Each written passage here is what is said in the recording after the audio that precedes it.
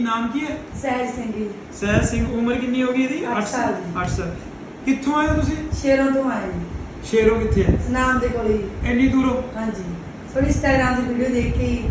ਅੱਛਾ, ਇੰਸਟਾਗ੍ਰਾਮ ਤੋਂ ਵੀਡੀਓ ਦੇਖੀ ਹੋਣੀ। ਹਾਂਜੀ। ਅੱਛਾ, ਇਹਨੂੰ ਹੋਇਆ ਕੀ ਹੈ? ਇਹਦੀ ਵੀ ਮਤਲਬ ਕਿ ਖਾਂਸੀ ਹੋ ਕੇ ਇਹਦੀ ਅੱਖਾਂ ਸੁੱਜ ਜਾਂਦੀਆਂ ਨੇ। ਖਾਂਸੀ ਜ਼ਿਆਦਾ ਕਰਦਾ ਹੈ? ਨਾ ਮਾੜੀ ਮੋਟੀ ਸਕੂਲ 'ਚ ਜਾ ਕੇ ਮਾੜੀ ਮੋਟੀ ਖਾਂਸੀ ਹੋ ਜਾਂਦੀ ਇਹਨੂੰ, ਇਹਦੀ ਅੱਖਾਂ ਸੁੱਜ ਕੇ ਬਸ ਇਹਦੇ ਦਮ ਕਸੀ ਲੱਗ ਜਾਂਦੀ ਆਪ ਨੂੰ। ਠੰਡੇ ਠੰਡੇ ਪੀਂਦਾ ਜ਼ਿਆਦਾ? ਬਾਹਰੋਂ ਕੋਈ ਖਾਂਦਾ ਹੈ? ਖਾਂਦਾ ਪੀਂਦਾ ਮਾੜਾ ਮੋਟਾ ਇਹ ਨੂੰ ਥੋੜਾ ਘਟਿਆ ਹੋਇਆ। ਹਾਂ, ਇਹ ਵੈਸੇ ਪਹਿਲਾਂ ਵੀ ਮੇਰੇ ਕੋਲ ਬੱਚੇ ਆਂਦੇ ਅਲਰਜੀ ਦੇ ਨੇ ਨਾ ਜਿਹੜੇ ਬੱਚੇ। ਹਾਂਜੀ। ਹਾਂ, ਚਲੋ ਕੋਈ ਨਾ, ਮੈਂ ਦਵਾਈ ਲਿਖ ਦੂੰ। ਠੀਕ।